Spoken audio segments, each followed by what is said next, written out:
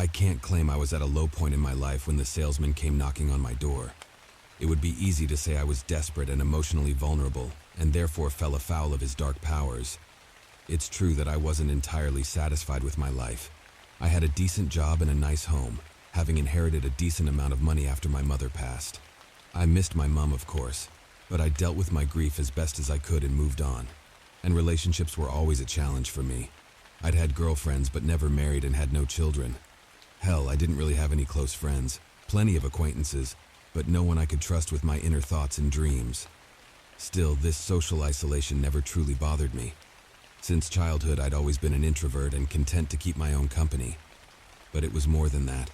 I always felt that I was different from other people, an entity who lived amongst humanity but wasn't truly with them. I sensed there was something within me that wasn't quite natural. For a long time, I believed this feeling was a form of mental illness, or the result of some kind of repressed childhood trauma. There was so much my mother hadn't told me about my background. In the end, it was the salesman who told me the truth about my heritage. For better or for worse, Pandora's box has been opened and my life has changed forever. My story spans many generations and links our mortal world with realms beyond human comprehension. But for me, it all began on one quiet Saturday afternoon when the enigmatic salesman came to my front door. I only vaguely recall what I was doing on that fateful day. To the best of my recollection, I was searching for holiday deals on my laptop and sipping on a cold beer while a football match blared in the background. I do remember the annoyance I felt when I heard the loud banging on my solid oak door, loud enough to be heard over the television and inside of my living room. Saturday afternoon was my time, and I wasn't keen on receiving visitors, especially unexpected ones. I have a Ring doorbell installed, but the visitor chose not to use it, instead banging on my door with an unnecessary force. I shook my head in irritation as I opened the app on my phone, only to discover that I couldn't access the camera feed. I suppose I should have been concerned by this sequence of events. But in that moment, I was more angry than anything else, particularly as the knocking continued and increased in volume. I put my laptop down, paused the match, and got up onto my feet, stomping along the corridor as the knocking continued, and I shouted, "All right, I'm coming, damn it!" I was still furious as I twisted the handle and opened the door, preparing to give the unwanted visitor a piece of my mind. But all my anger just melted away as soon as I cast my eyes upon him. It's difficult for me to explain the impact of seeing the salesman for the first time. He was not a particularly attractive or attention-grabbing individual. In fact, he took the appearance of a small and physically meek elderly man, his body stooped over, his hair white and skin wrinkled. He wore a musky-smelling tweed suit and bow tie, and propped himself up with a walking stick in one hand, whilst carrying a leather briefcase in the other. My visitor sported a disarming but somehow unnerving smile on his crusty lips, and his brown eyes were lit up with the passion and energy of a much younger man. I didn't find him threatening at first glance. Far from it. Before the salesman even spoke a word, I found myself at ease in his presence and was no longer annoyed over his intrusion upon my afternoon. I had never met the man before, and yet he seemed very familiar to me, like he was a long-lost relative who'd suddenly and unexpectedly walked back into my life. I struggled to find the words to address the old man, eventually stuttering my greeting. "Hello, can I help you?" The visitor's smile widened as he spoke in an amicable yet somehow chilling voice. "Good afternoon, sir. It's a pleasure to meet your acquaintance." He held out his bony hand, which I took after only a second's hesitation. I expected his palm to be ice cold, and so was surprised by the warmth of his palm, feeling like a surge of energy had passed from his body to mine. "My name is Mr. Black," he said in the way of introduction, "and I am a purveyor of rare books and encyclopedias. I believe my products will be of great interest to an intelligent and open-minded gentleman such as yourself. If you have the time, I would love to come inside and tell you more." My hand was still in his as I looked into his deep brown eyes, seeing a spark of malice in them for the first time. I experienced a wave of emotions in that moment, curiosity and wonder, but also apprehension and more than a hint of fear. I don't know how exactly, but I realized that the decision I made in the next moment would define the rest of my life. I could tell the mystery man to leave and go back to my quiet life of ignorance. On the other hand, I could invite him inside and hear what he had to say, and of course, I chose the latter. "Sure, come on in," I said nervously. The salesman, Mr. Black, or whoever he really was, released my hand, continuing to smile as he nodded his head and walked across the threshold. I moved to one side, allowing him to pass and watching as he slowly marched down the wood-floored corridor, his walking stick clicking as he went. I meant to call out to him and tell my visitor where to go, but bizarrely it seemed like he already knew his way around my home, as he immediately walked into the living room, leaving me to follow him inside. Now, before I continue my account, I should explain a couple of things. First of all, I knew very well that Mr. Black wasn't an encyclopedia salesman. Apart from anything else, the profession is obsolete in this modern age of online shopping and access to unlimited digital information. Secondly, I did realize my visitor was potentially dangerous, although not in the conventional sense. Mr. Black was not physically imposing, and I thought it unlikely that he was armed. He might be a con man, of course, but I sensed his interest in me came from something deeper. I cautiously followed him into my living room, noting how he'd already taken a seat in the far corner. He raised his hand, pointing at the couch opposite while saying, "Please, sir, take a seat." It was as if our roles were now reversed, and I was a guest in my own home. And yet I obeyed his instruction without comment, taking a seat while I watched him lift and open his briefcase. It was only later that I realized all the electronic devices in the room, my television, laptop, and smartphone, were all now switched off, with their screens turned to black. Even then, I didn't understand the significance of why this had occurred. I continued watching in awe as the salesman pulled a fine, leather-backed red book from his briefcase, holding it so carefully, as if it was his most prized possession. I was instantly drawn to the mysterious book which my visitor held in his bony hands. The cover was unremarkable, a maroon color without any motif or title that I could see. The pages were stained yellow, which gave an indication as to its age, and it had that rather pleasant musky smell you get in old bookstores or university libraries. I'd like to claim that the cover was made from dried human skin or covered by some kind of magical runes, but there was nothing that dramatic. The book itself looked very ordinary, and yet I couldn't avert my eyes from it, somehow sensing that the words contained within were of great importance. "Behold, sir, the greatest encyclopedia ever written," the salesman suddenly announced, drawing my attention back to his grinning, wrinkled face and bright eyes. "All the answers you will ever need are contained within these pages." I frowned, looking again at the book and noting its thickness. I reckoned it was around 500 to 600 pages in length, which hardly seemed substantial given the claims the salesman was making. "So, this is what you're selling?" I asked cynically. The salesman laughed jovially, shaking his head before replying. "Oh no, sir, I'm afraid not. This book is priceless and sadly not for sale." I scowled, becoming increasingly suspicious of my enigmatic visitor. "You said you were a salesman," I snapped back. "I did," he replied, seemingly picking up on my increasing hostility. "The truth is I've held many positions over the years: preacher, historian, emissary, salesman. In all cases, the common thread is storytelling." I scoffed dismissively before replying, "So what? You're here to tell me a story?" "Oh yes, sir." He beamed with enthusiasm as he began to open the cover. "I can tell you many stories. This wonderful book is full of them." "I see," was my cynical reply. "Let me ask you something, old-timer. Have you ever heard of Wikipedia?" I was being deliberately factious, of course, challenging the salesman's assertion that this book contained long-sought-after answers when I could literally access all the information in the world with the mere touch of my finger. The mysterious Mr. Black looked confused for a moment, as if my question made no sense to him, but eventually he cottoned on and answered in his typically jovial manner. "Oh, you mean the World Wide Web? Well, sir, I'm afraid I am something of a technophobe. But let me assure you, sir, the tales within these pages will not appear on your internet." He paused briefly to let this sink in. I might have laughed aloud at his audacious claim, but there was a doubt in my mind. I glanced back towards my phone, laptop, and television, noting how all had switched off as soon as the salesman entered my home. This couldn't be a coincidence, and the implications brought a chill down my spine. The salesman didn't seem to notice my change in demeanor, however, as he was engrossed in his precious encyclopedia, carefully and lovingly turning the pages, his eyes lighting up whilst they scanned the contents. Such was the power of the words contained within. "Now, let's see. What story would be of interest to you, good sir? Perhaps the tragic saga of Emily de la Roque and her exile to the legendary Isle of Demons." He flicked through the pages before offering another suggestion. "Or will I tell you the rules of the Shadowlands, where the damned stand in line between heaven and hell whilst they await the Almighty's judgment. He turned another page, looking up from the book as he shot me a twisted grin and a sly wink. But let's not beat about the bush, good sir. I know the story you wish to hear.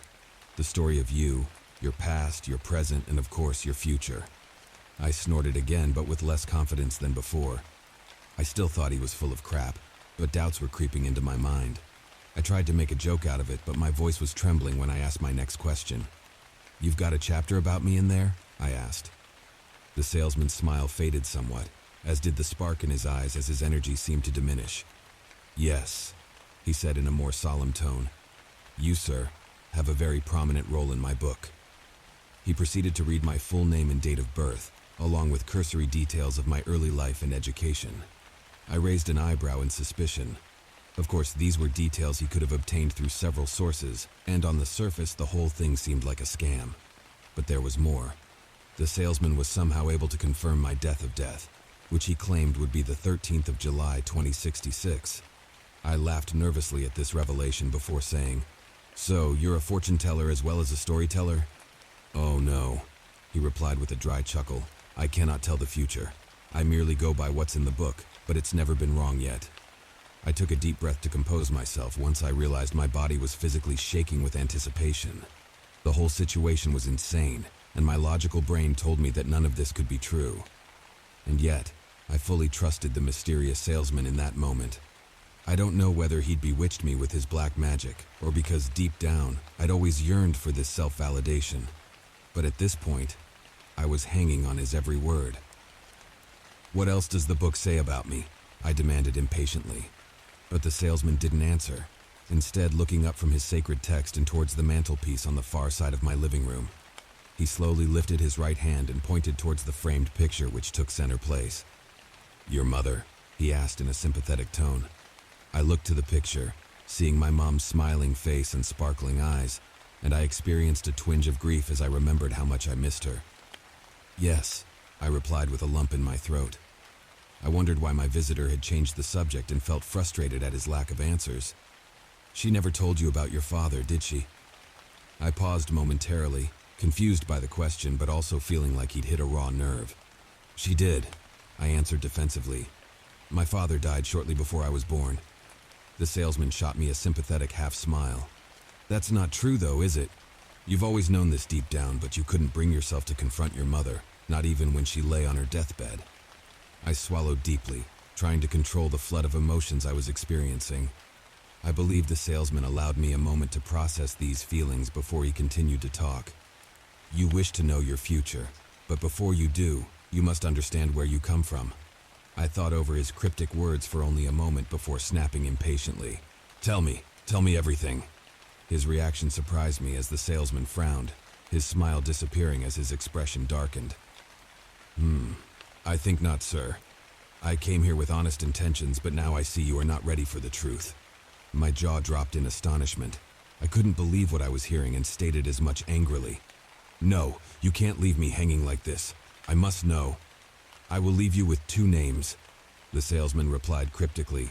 "Charles Robinson and Fatima Abraham." "Who the hell are they?" I shot back in anger and confusion. "You have the names," was his answer. "Seek them out and hear their stories. Piece by piece the truth shall be revealed to you. But for now, sir, I will wish you good day and good luck." With that, the salesman carefully stood up from his seat and slowly walked towards the door.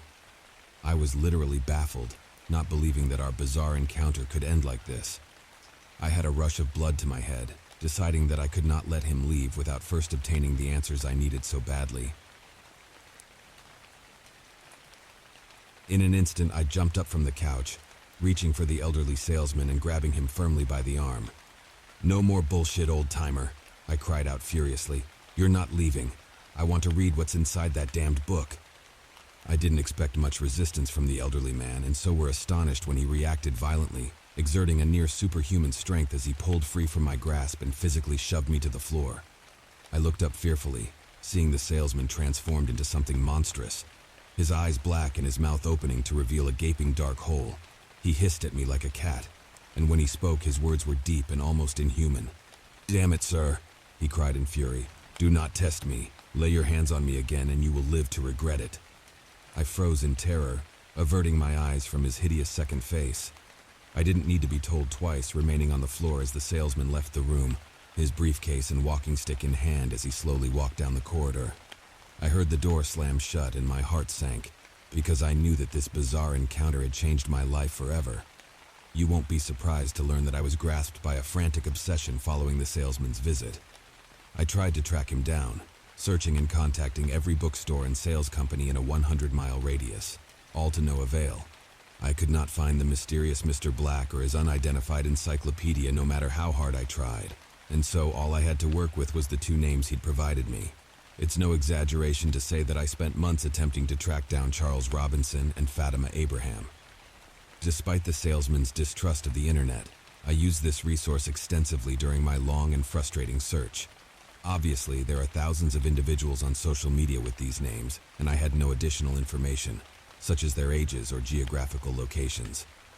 I quickly realized it was pointless contacting random people online, and my best bet was targeting forums which specifically dealt with bizarre or supernatural occurrences.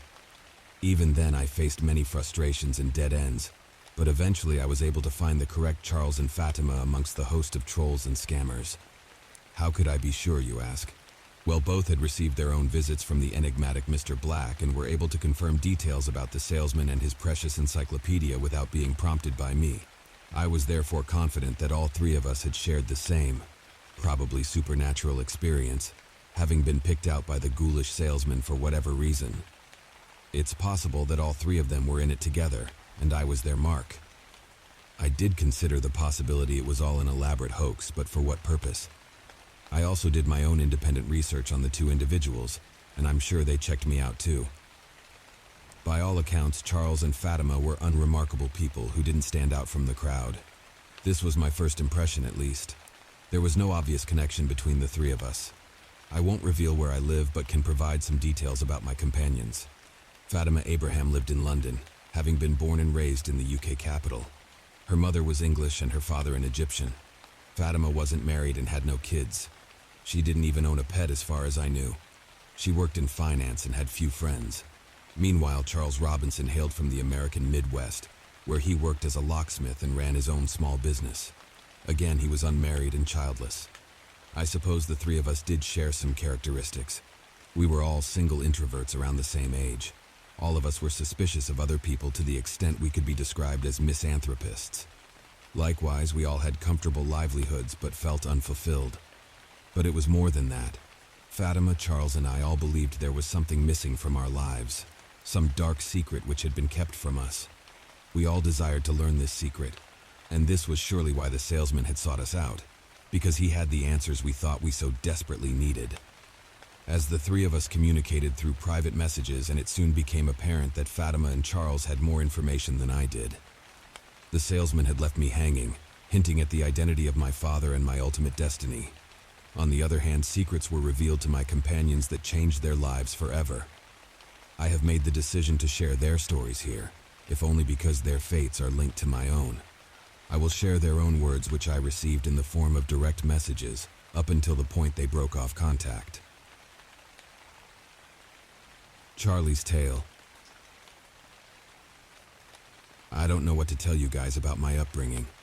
My family weren't rich, but I was brought up right. I didn't know much about my heritage. Mom and Dad were always cagey on that subject. I knew that my grandfather had changed his surname as a young man, but never knew why, and no one would ever talk about it. I reckoned there was likely a dark family secret which had been kept from me. This wasn't something I dwelt on, however. I was a difficult kid, that would be fair to say. I remember being angry much of the time, but never truly understood why. I would frequently get into fights in school and was in no end of trouble. My parents were very concerned about my behavior. It was almost like they were afraid of me. I guess I always felt this rage inside of me. I got better at controlling it as I grew older, but my inner thoughts were often consumed by violent fantasies. These feelings worried me and contributed to my anxiety, but I never talked about them or sought professional help. In fact, this is the first time I've shared any of this. Anyway, my adult life hasn't been anything special. I've survived but never been happy. I just existed and played the game. I don't know why I started working as a locksmith. I'm not a people person and I secretly hate most of my customers. but the idea of being able to access their homes excited me on some deep level. I was able to intrude upon their private domains and so held a secret power over them. You're probably seeing a lot of red flags here, and you'd be right to do so. But still, I'd repressed these dark impulses and might well have continued to do so if it hadn't been for the salesman's visit. You guys know the score, so I won't repeat it here. When that freak came knocking on my door and started talking about encyclopedias, I was just about ready to tell him to go to hell, but I held my tongue and let him inside my home. I can't explain why, but you guys have been through the same experience, so I know you'll understand. Somehow I felt like I could trust this stranger, and I needed to hear what he had to say. The next bit you know too. He took that damn book out of his briefcase and started reading. There were a couple of weird stories he started off on. I remember some talk of a hidden museum of the future apocalypse and a phantom bus full of ghosts and ghouls. I don't recall all the details, but these stories scared the shit out of me. But he soon moved on to my own sordid family history. It all goes back to my great-grandfather, you see. His name was Ivan Robson, and he was notorious around these parts. Between 1922 and 1930, Ivan carried out at least 11 brutal murders in the tri-state area. 11 is what he confessed to anyway, although the true number may have been much higher. Ivan was one of the earliest known serial killers in the Midwest, practicing his ghastly trade with a butcher's knife, cutting his victims' throats from ear to ear in savage but meticulously executed attacks. His trademark was to break into the victims' homes while they were out and lay in wait, launching his murderous assaults once they returned home. And guess what? Ivan trained as a locksmith just like I did. This was how he gained access to the victims' homes, and he used his profession as a cover for traveling from town to town, scoping out his targets while he planned his murders. It's difficult for me to describe my emotions as I listened to these revelations. Shock, of course, and more than a little fear. But the most extraordinary part was how the salesman told the story. He wasn't just reading the words from the book. Well, he was, but it was more than that. When the salesman described the murders to me, he didn't just cover every vivid and gory detail. The words he spoke seemed to hold some kind of dark power. Somehow, I was transported to the murder scenes, feeling the knife in my hand and the adrenaline pumping through my veins. I was in my ancestor's body, hiding in a stranger's home and waiting for them to return. I vividly recall the terror in their eyes as I revealed myself, charging them with my blade in hand. Some fought back fiercely, meaning I had to stab them multiple times before they fell. Others cowered and begged for mercy. It made no difference in the end because I slaughtered every victim without a second thought. In truth, I enjoyed reliving my ancestor's heinous crimes, from the screams of his victims to the smell of their blood. It was like a part of me which had been buried deep inside was finally released, and now I knew who I was. But the bloody string of murders came to an inevitable end when the police up with my great-grandfather during the early years of the Great Depression. The detective who caught him was called Underwood, a rising star in the local police force who later joined the FBI. As the salesman described the arrest, I was once again taken back. Possessing my late relative's body as I was thrust into a tight, windowless interrogation room during the hot summer of 1930. Underwood was standing over me, his face red with fury and his shirt covered in sweat as he screamed in my face. I remember being terrified by his overbearing and intimidating presence. It wasn't just that Underwood was physically imposing. There was also a malice in his eyes which was truly chilling. I didn't need to imagine what my great-grandfather was feeling in that moment. I knew he was scared. It's a crazy thing to imagine a serial killer being afraid of a mere cop, but there was a darkness within Underwood that was frightening. When my great-grandfather didn't confess, Detective Underwood beat him without mercy. The torture went on for hours, and I felt every blow my ancestor suffered. In the end, he was forced to sign a confession for the 11 murders. I experienced a great anger once I learned how my ancestor was subjected to this treatment, even though I realized he was in fact guilty. Ivan Robson was executed on the 15th of September 1932. The salesman described the execution to me in great detail, and once again I was transported back in time, finding myself strapped into the electric chair, shaking uncontrollably as they read me my last rites and pulled the lever. The electricity flowed through me, causing me excruciating pain as my body cooked from the inside out. And then it all went dark, and I was thrust back to the present, sitting on my couch as the salesman finished reading, before he put the book carefully back in his briefcase and made to leave.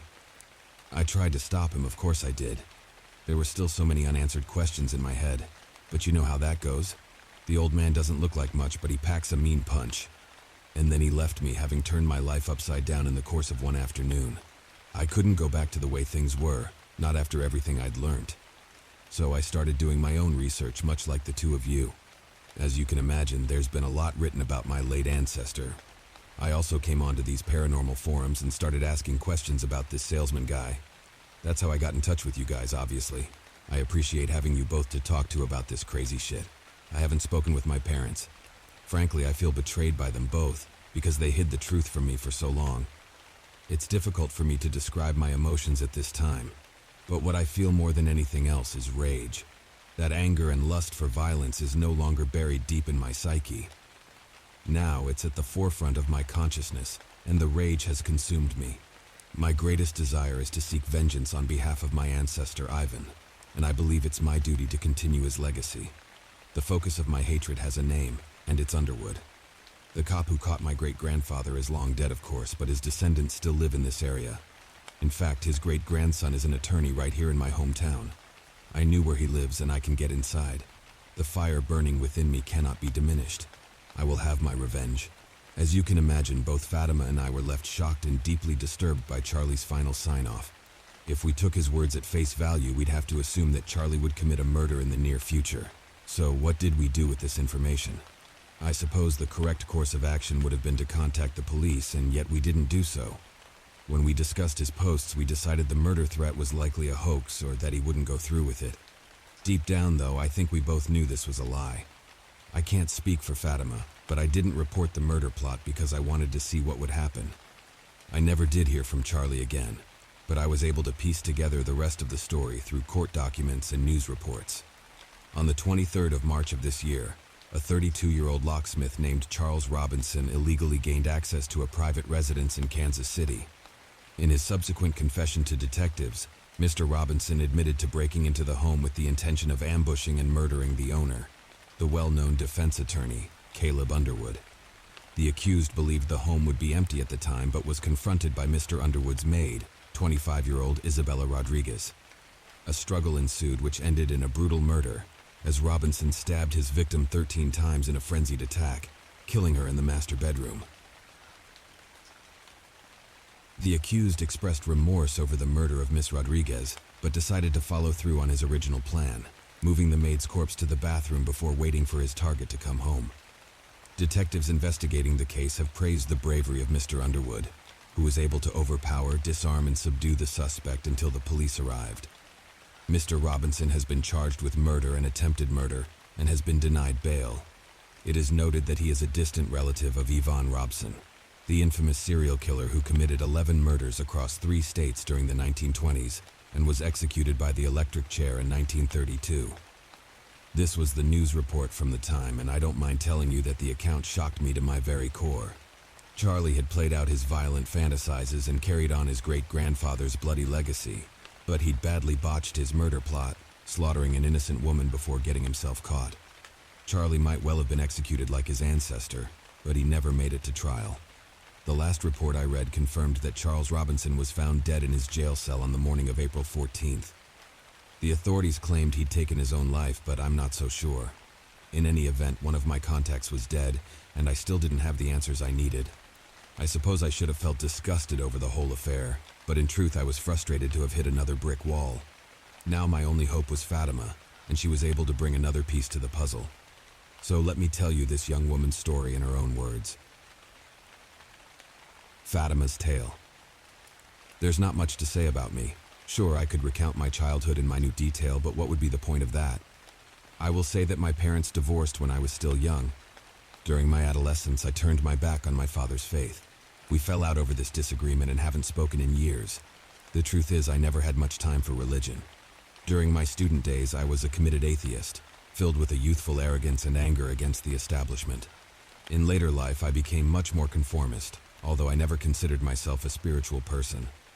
I suppose I had a decent relationship with my mom. We saw each other regularly, and I continued to visit my mother until her sudden passing from a stroke. I grieved the loss, but in all honesty, we were never that close. I had one serious boyfriend after university. We lived together for about 5 years, but gradually grew apart. I remember the day he broke up with me, saying that I'd become cold and distant. I didn't argue and let him go. A big part of me was relieved. I used to be bothered by things like this. It concerned me that I couldn't maintain a relationship and had no close friends. I reckoned there must be something wrong with me and did seek professional help in my late 20s. But multiple psychiatrists couldn't provide the answers I needed. In the absence of meaningful human interaction, I threw myself into my career. I was always good with numbers and so pursued this line of work, taking a job as a financial analyst after college and working my way up the corporate ladder.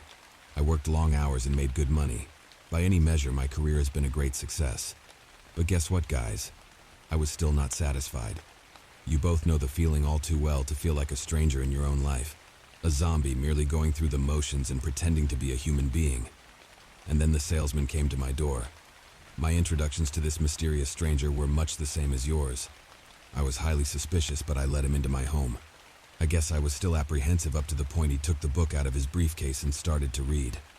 From that point onwards, I was transfixed and hanging on his every word. He told me several tales of the unexplained and paranormal, speaking of a red phone box that can communicate with the afterlife, a cursed model village which consumed its creator, and a parallel universe which has become the resting place for countless lost ships and planes. I normally don't go in for such fantastical stories and conspiracies. Throughout my life, I've considered myself an educated and logical woman who had no time for the superstitions of the past. And yet the salesman's powerful words struck a chord with me, and I felt like he'd reached something deep inside of me, awakening emotions I'd long since buried. And this was before he revealed my true identity. My connection to the past wasn't as direct as it was for Charlie. The dark tragedy in my family's history did not occur within living memory. Instead, the salesman took me back to the 17th century, where a long-forgotten ancestor on my mother's side suffered a grave injustice. My ancestor's name was Mary Claiborne, and she was a minster's wife and young mother of two. Mary lived in Norwich, Norfolk County during the 1640s, and her short life was not a happy one. Her husband was a Puritan, a real fire and brimstone type who didn't believe in sparing the rod when it came to disciplining his children, or his wife for that matter. The way the salesman vividly described the violence and abuse, it was like nothing I've ever experienced before. I can relate to Charlie's account because I felt the immense power of the salesman's words as he read from the encyclopedia, and somehow I was transported back in time, experiencing my ancestors' torments as if they were happening to me. I'll never forget the terror of being in that isolated rural cottage, facing the cold nights under candlelight as I fought to protect the young children's son and daughter from the uncontrollable rage of the minister. It was particularly chilling to realize there was nobody I could call, no one I could turn to for help. I was on my own against this monster. But my ancestor Mary was not entirely helpless. She had powers, you see, the type of powers I would have previously dismissed as nonsense. But now I know that magic is very real. Mary was able to do extraordinary things, communicate with animals, read people's thoughts, and make objects move without touching them. She used her powers in small ways, but was careful to hide her actions from her husband and the wider community, knowing all too well the serious consequences if she was caught. But the minister knew something was amiss, and this only added to his fury. Once night he came home in a blind rage, ranting about the devil's influence and the unholy corruption of his family. He charged up the stairs, his face red as he grasped hold of his wooden cane. Mary confronted her husband at the top of the staircase but was violently shoved out of the way as her husband made for the children's bedroom. I was in my ancestor's body in that moment, experiencing her acute pain, fear, and anger. I channeled those emotions using my powers in an act of violent retribution. Without moving from the floor, I unleashed a surge of energy, a righteous, invisible force which threw the minister back down the stairs. This was Mary's action, but we were as one in that moment. I was in control and I felt such power. I enjoyed seeing the shock and terror in the minister's eyes as he tumbled down the stairs, savoring every crack and cry of pain before he hit the bottom, his neck breaking as he collided with the hard floor. I looked down at his dead eyes and felt no remorse, only a grim satisfaction that the monster's life was ended. But then I turned my head and saw Mary's young children standing in the doorway, their teary, shock-filled eyes looking upon the violent scene in disbelief. The salesman dispassionately continued his reading and confirmed Mary Claiborne's fate. On the 12th of September 1645, my ancestor was sentenced to death in Norwich Crown Court after being convicted of murder and witchcraft. She was to be burnt at the stake. Given what I now knew about Mary's life and all she'd suffered, I was naturally outraged at the sentence passed down against her. But there was more. Through the salesman's words, I was once again transported back in time to the day of the trial. There I was, in Mary's body, terrified as a baying mob called out for my blood. The magistrate restored some degree of order by loudly banging his gavel, but he soon launched into a furious tirade in which he described Mary as a whore and witch in the service of Satan, before he gleefully sentenced her to burn. I remember the pure hatred and malice in the magistrate's dark eyes as he looked upon me with utter contempt.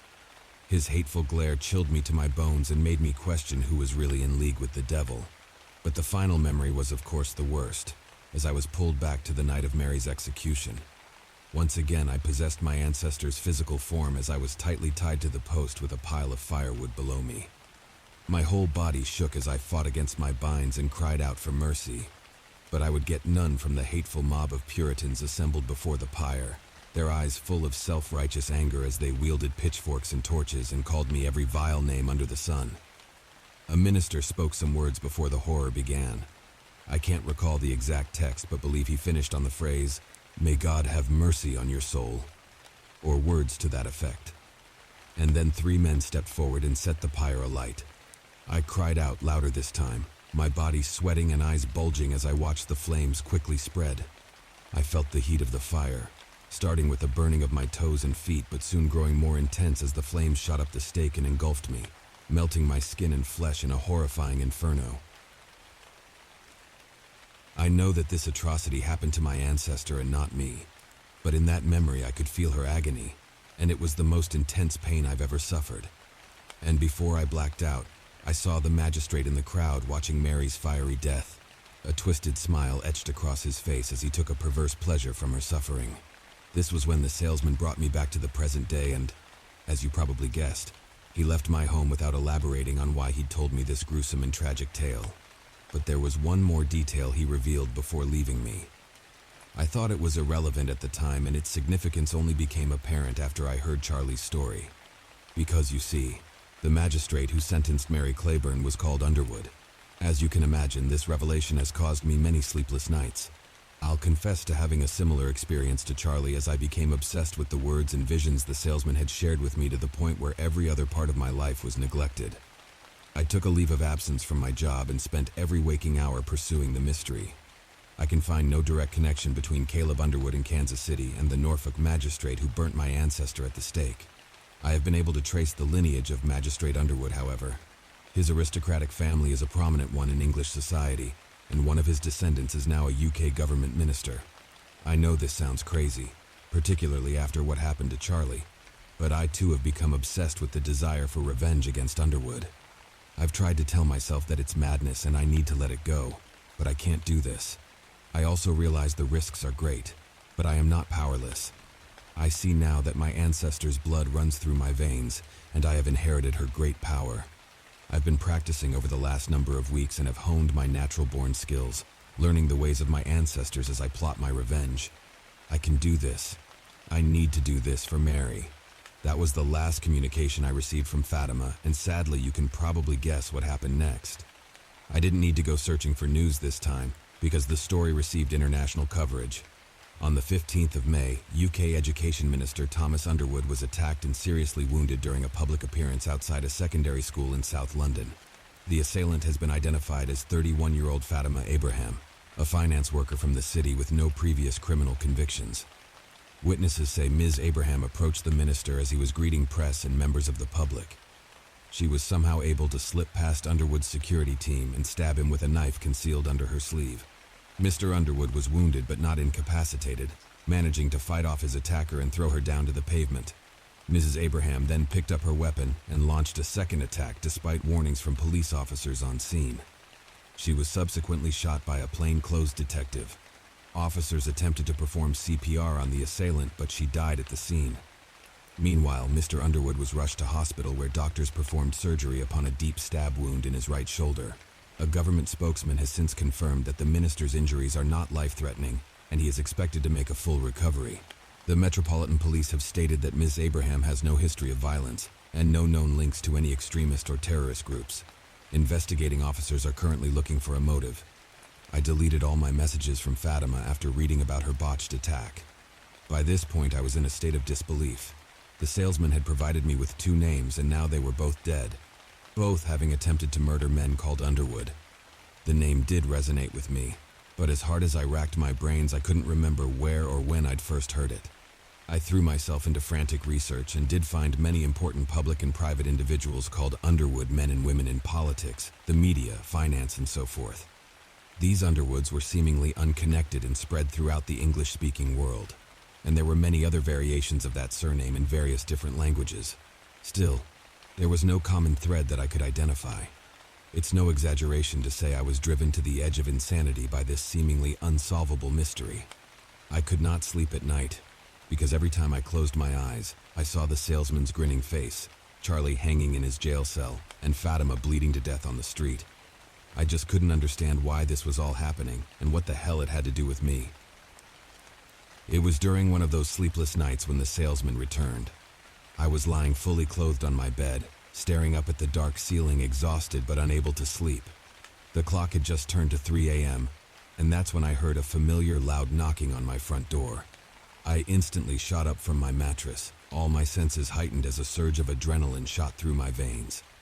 I practically ran to the front door, sparing no thought for my personal safety as I opened it and came face to face with the shadowy figure standing on my doorstep. His face was illuminated by my porch light, but even so, it took a moment for me to recognize him.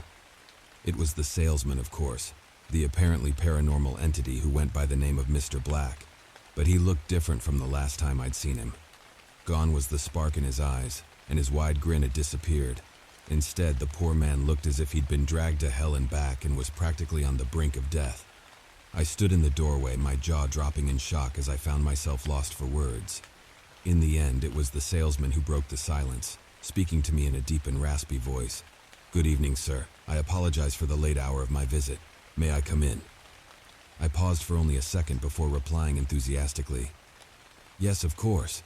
I made way for the elderly visitor, watching with some degree of sympathy as he struggled down the corridor whilst relying on his walking stick to keep him steady.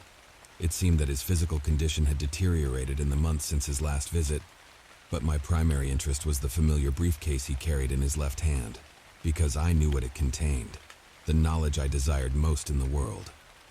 I followed him into my living room, turning on the lights as I impatiently watched the salesman struggle over to his seat.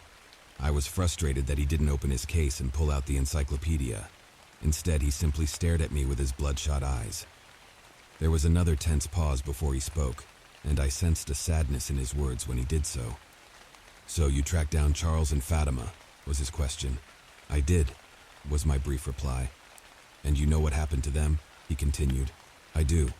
So there's a question you want to ask me?" "There is," I said firmly. "Who the hell is Underwood?" The salesman appeared deep in thought for a moment, breaking eye contact as he slowly nodded his head. Underwood. Yes, my employer has used this name for some time." He trailed off without offering a further explanation. "But there are hundreds of Underwood," I exclaimed in angry frustration. "The name comes up again and again throughout history, but there's no connection." "No connection you can find," the salesman corrected. "You think of these Underwoods as individuals, but in actual fact they are all vessels of my employer. All are one and the same, be it the magistrate, the detective, the attorney, the government minister, and of course your father." Those last 2 words hit me like a ton of bricks. I was shocked, of course, but also filled with an excitement I can hardly describe as the truth was finally revealed to me. "My father," I repeated in astonishment. "How is this possible?" "Oh, it's possible," the salesman answered solemnly. I noticed how he took little to no pleasure in revealing this information to me. In fact, he almost seemed guilty as he struggled to meet my gaze. "Your mother no doubt had her reasons for keeping the truth from you," he continued, "but my employer's blood runs through your veins. Your heritage brings great power with it, but also considerable expectations." "What do you mean?" I demanded. I was quickly growing tired of the salesman's cryptic answers. I noted how his tone darkened before he continued. "My employer has worked tirelessly throughout the centuries to shape the history of humanity. During this time, he has attempted to recruit many mortals to his cause, but the results have been disappointing. Take Mr. Robinson and Ms. Abraham as 2 examples. We had high hopes for both, but alas, they both came up wanting. "What the hell does that mean?" I demanded angrily. "Your friends were tested and they failed," was his stern reply. "My employer expects you to do much better. You are his flesh and blood after all." "What does he want me to do?" I asked impatiently. The salesman shot me a half grin, and for a moment I thought I could see some of the spark come back into his sunken eyes. He didn't answer my question, not directly anyway. Instead, he changed the subject and asked a question of his own. "You look unwell, sir. Have you been sleeping?" I was baffled and irritated, struggling to find the words to reply. "No, of course I haven't," I shot back. He said thoughtfully as he carefully reached into his briefcase. I yearned to see the encyclopedia emerge, but instead he surprised me by pulling out what looked like a business card. I looked on in confusion as the salesman sat up from his chair and struggled across the room towards me with the card in hand.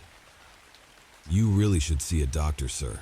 You can't take your health for granted, not when there's so much important work ahead of us."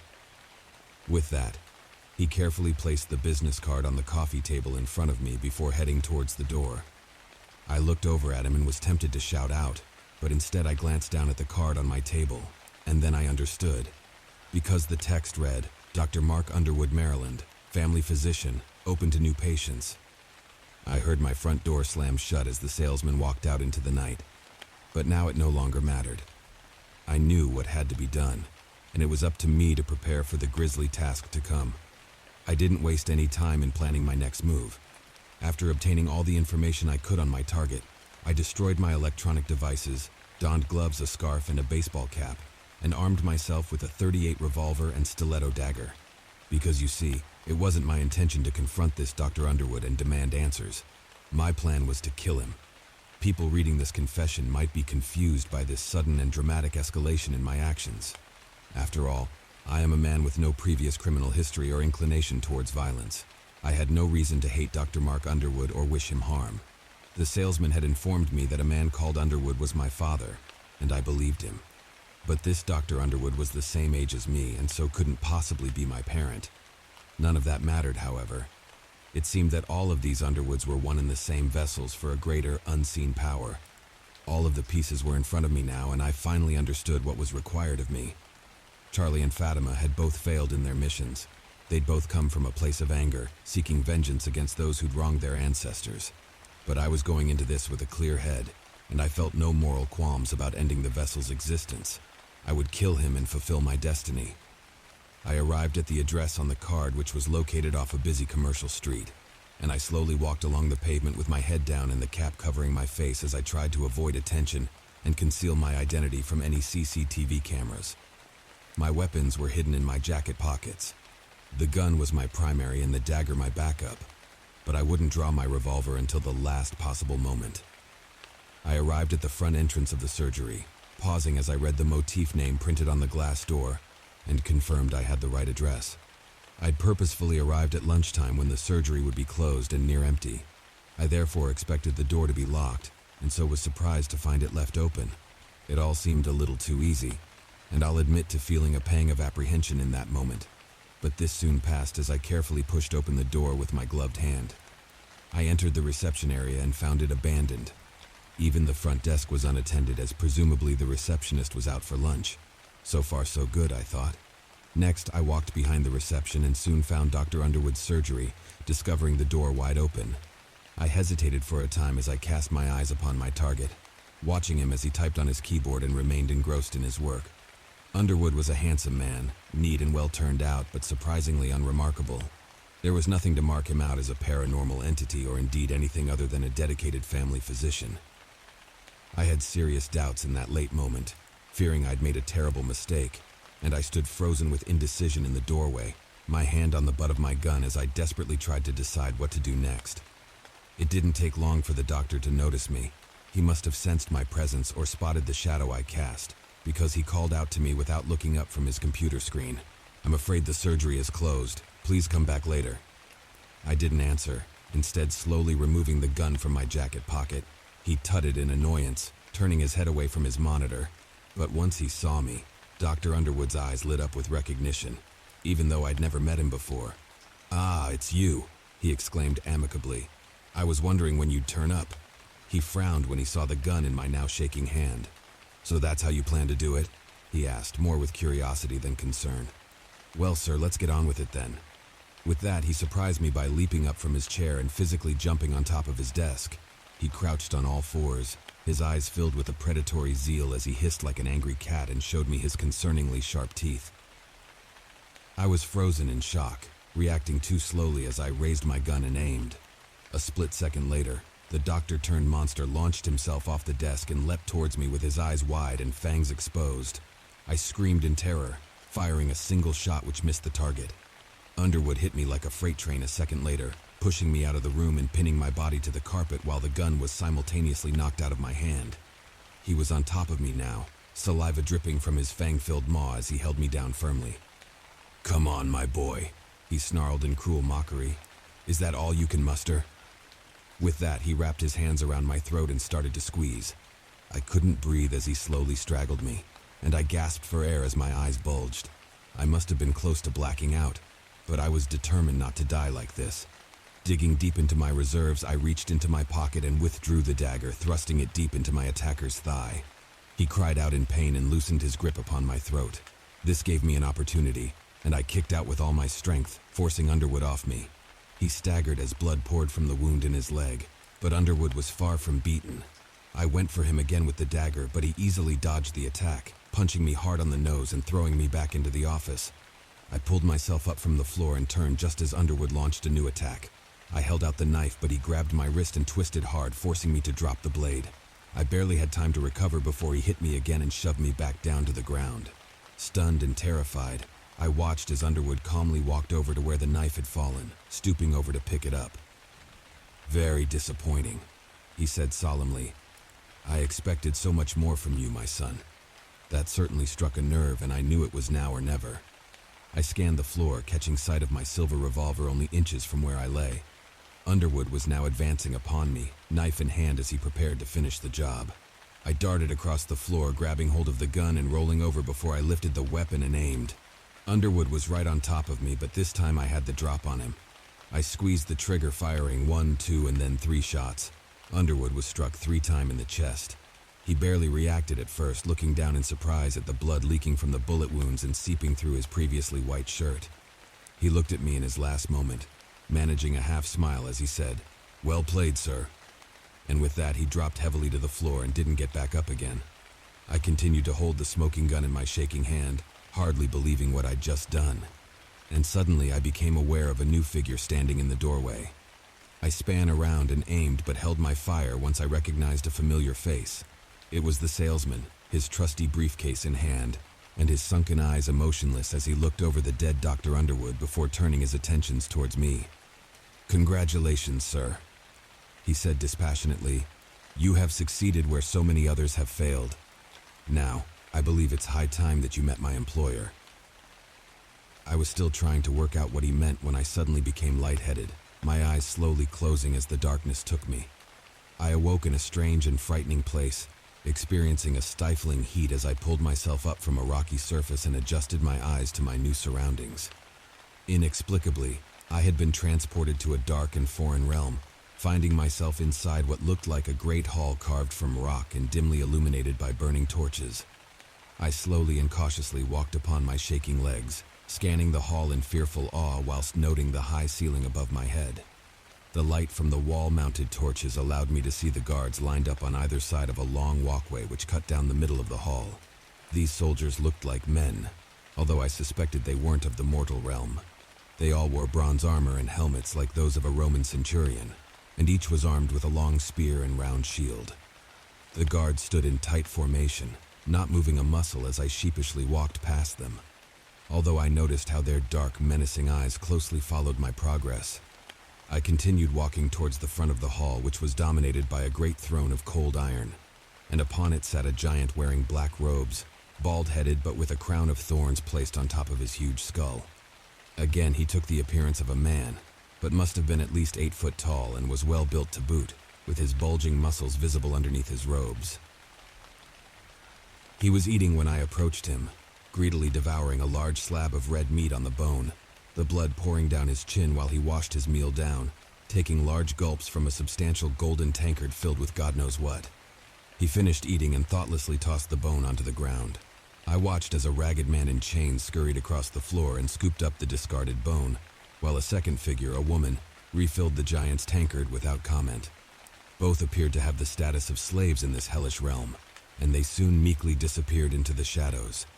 A fourth figure was also present, a small man who cowered behind the throne and would not meet my eye. It was only when I got closer that I recognized this meek individual. It was the salesman, his head bowed as he maintained a tight grip on his book of red leather, the fabled encyclopedia which was the source of his power and knowledge. But the salesman was obviously submissive to the giant sat upon the throne, and so I focused my attention upon him. The giant saw me approach, his cold eyes of icy blue lighting up in anticipation as he formed his still bloody lips into a crude smile. "Ah, here he is," he announced in a booming voice which echoed throughout the huge hall. "Here is the man of the hour, my own flesh and blood, come to claim his rightful place by my side." I stood at the foot of the mighty throne, looking up in awe as I struggled to find the words to respond. "Who, or what are you?" I spluttered nervously. The giant bellowed laughter before answering. "Come now, you are an intelligent young man and so can surely guess my identity. In truth, I go by many names, both in this realm and the world above. I am king here, but you may call me Father." That last word hung in the air and the chilling implications made me feel sick to the stomach. What in hell had I gotten myself into? Was this the destiny I had sought for so long? "What do you want from me?" I eventually asked. The demon's sadistic grin widened before he replied. "I want you to be the man you were born to be.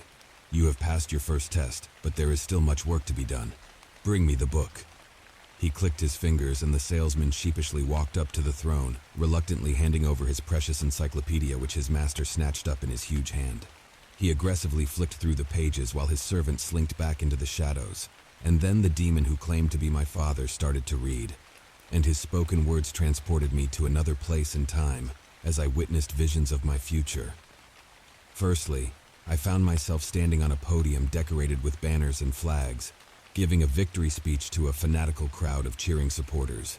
My supporters, a cult dedicated to serve me. Next came a vast military procession down a wide city street which I observed from a balcony high above. Thousands of black-clad troops marched in tight formation, saluting towards me as they goose-stepped upon the asphalt. They were soon followed by tanks and other military hardware, while a squadron of fighter jets flew above our heads. Then came a vision of a prison camp surrounded by barbed wire fences and guard towers.